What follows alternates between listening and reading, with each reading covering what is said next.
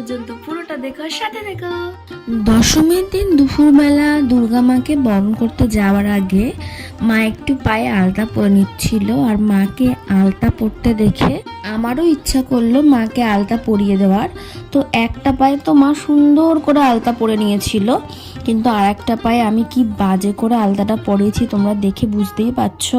প্রথমবার আমি আলতা পরালাম তো তাই ঠিক বুঝতে পারছিলাম না। মা তো আমার এই আলতা পরানোটা দেখে হাসতে হাসতে পাগলই হয়ে যাচ্ছিল, আর বলছিল যে তুই আমার পুরো পাটা লাল করে দে, তাহলে আরো বেশি ভালো লাগবে দেখতে।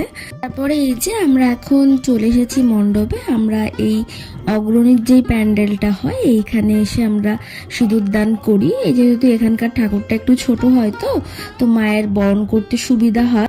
আর যেহেতু মা এবার অষ্টমীর অঞ্জলিটা দিতে পারিনি, তোমরা তো আগের ব্লকে দেখেইছো সেটা, যারা যারা এখনো দেখোনি তাদের জন্য আমি উপরে লিঙ্কটা দিয়ে দেবো।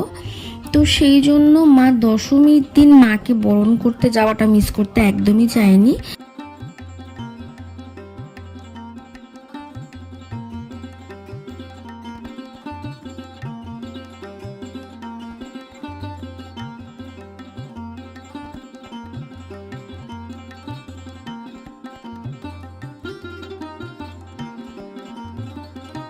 এক এক করে সব ঠাকুরকে বরণ সেরে তারপরে এখন সবাই মিলে সিঁদুর খেলবে, একে অপরের গায়ে সিঁদুর লাগিয়ে দেবে। বেশ সুন্দর লাগে না এটা দেখতে?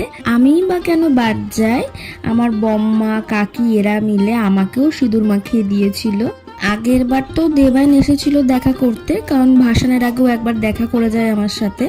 তো মণ্ডপের বাইরে দেখা করতে এসেছিল, ওকেও আমার কাকি আর বম্মারা ছাড়েনি, ওকেও সিঁদুর মাখিয়ে দিয়েছিল। তারপরে মণ্ডপের বাইরে এসে আমি আর আমার দিদি মিলে একটু নাচানাচি করলাম। আর আমাদের নাচানাচি করতে দেখে যারা যারা মণ্ডপের বাইরে ছিল প্রত্যেকে আমাদের সাথে অংশগ্রহণ করেছিল।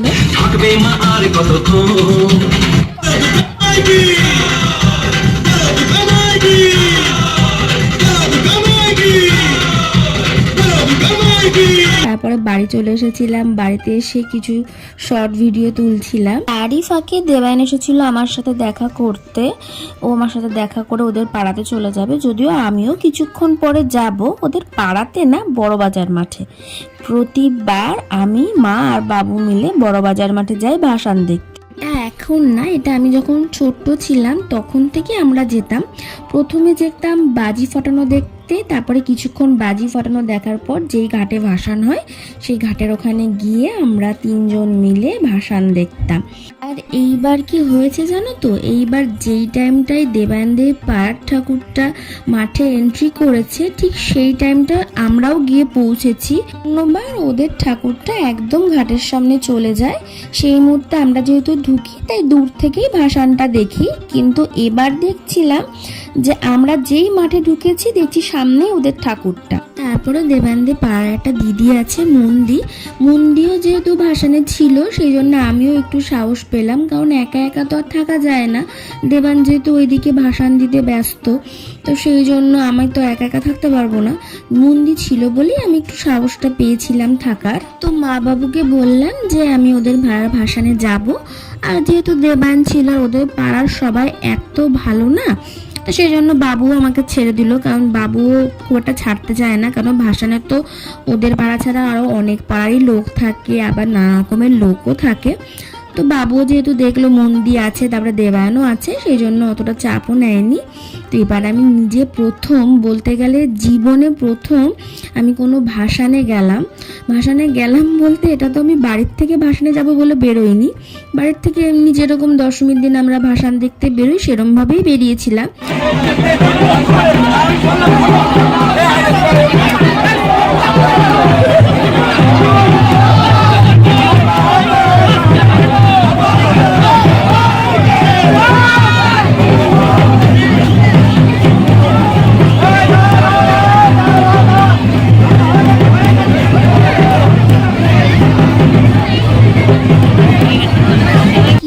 এবার হয়তো মায়েরই ইচ্ছা ছিল যে আমি মায়ের ভাসানটা এত কাছের থেকে দেখব। আমি কোনো দিনও জীবনে ভাসানে যাইনি, এইবার প্রথম। আর ওদের যেহেতু কাঁধে করে ঠাকুর নেয় তো, তাই ওরা কিছুক্ষণ ওয়েট করে তারপরে হুড়মুড় করে দৌড়াতে লাগে, আর পেছন পেছন আমাদেরকেও দৌড়াতে হচ্ছিল। আমার বেশ মজাও লাগছিল, আবার ভয়ও লাগছিল, কারণ কখন কার গায়ের ওপরে পড়ে যায় বা কেউ আমার গায়ের ওপরে পড়ে যায় ওই দৌড়াতে গিয়ে। তা বলতে নেই, ঠাকুর করে ভালোভাবে ওদের ভাসানটা দেখতে পেরেছিলাম। বলতে আমি ভীষণ মজা পেয়েছি ওদের পাড়ার এই ভাসানটাতে অংশগ্রহণ করতে পেরে। আর পরের বার তো শুনছি ওদের অনেক বড় করে পুজো হবে, তো আমার ইচ্ছা আছে একটু আগে করে যাওয়ার, কিন্তু জানি না আদৌ যেতে পারবো কিনা, কারণ আমার একার ইচ্ছা তো সব হয় না। মাঠে প্রবেশ করেছেন, প্রতিমা নিয়ে মাঠে প্রবেশ করছেন। আপনারা আপনাদের পূজা কমিটির নাম আপনাদের টেন্টে এসে নথিভুক্ত করুন।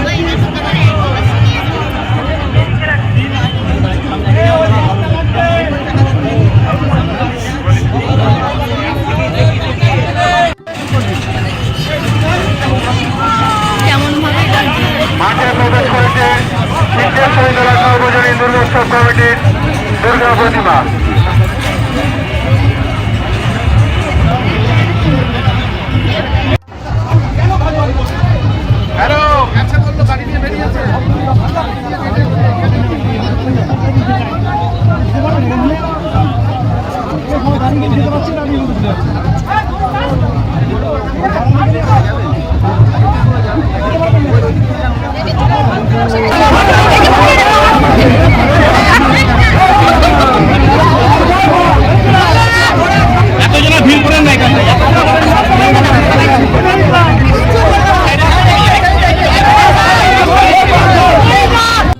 এইটা হচ্ছে আমার সেই মন্দির, যার জন্য আমি এবার ওদের পাড়ার ভাসানটা এত কাছ থেকে দেখতে পেরেছি।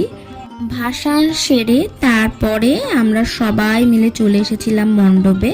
আর মণ্ডপে যারা ভাসান দিতে গেছিল প্রত্যেকের জন্য মিষ্টির আয়োজন করা হয়েছিল। আর তার সাথে ছিল ভাংটা প্রতিবার দশমীর দিনকে ওদের পাড়াতে করা হয়, আর ভাংটা বেশ ভালোই খেতে হয়। তারপরে এই যে দেবান আমাকে বাড়িতে দিতে চলে এসেছে। যদিও বাড়িতে আসার আগে আমি আর ও মিলে ফুচকা খেয়েছিলাম, সেটার আমার ক্লিপ নেওয়ার কথা মনে ছিল না। আর ওকে তো তোমরা দেখে বুঝতেই পারছো, ও পুরো বিধ্বস্ত হয়ে গেছে। তো আমার দুর্গাপুজোর ব্লগটা এখানেই শেষ হচ্ছে, আসছে বছর আবার হবে। তোমাদের এই ব্লগটা ভালো লাগলে একটা লাইক কমেন্ট শেয়ার করে দিও।